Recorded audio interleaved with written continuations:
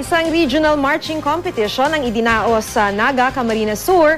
Itinampok dito ang mga boy at girl scout mula sa iba't ibang paaralan sa Bicol Region. Bahagi pa rin ito ng selebrasyon ng Peña Francia Festival. Makibalita tayo kay Mark Bongat ng GMA Bicol.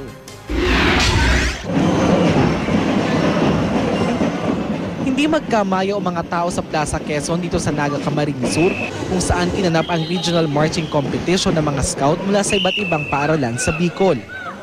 Pare-pareho magagaling ang mga sumaling grade school at high school students.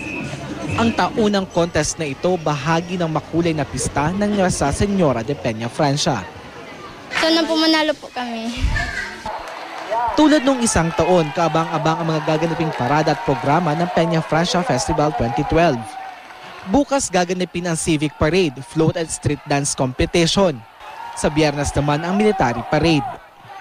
At sa Sabado, gagawin ang Grand Fluvial Procession na inaasahang dadaluhan ng libo-libong deboto. May paalala naman ang simbahan para sa mga lalahok sa mga parada. Mas gusto kong wag magkaroon ng gulo. At kung minsan may kaugnayan sa sobrang pagkainom ang misbehavior. Kaya totoo yun.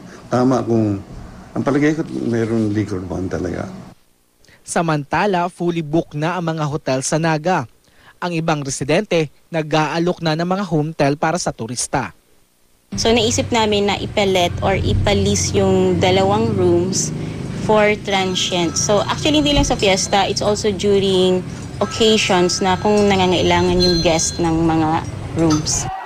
Mark Bongat, Nagbabalita, Pilipinas.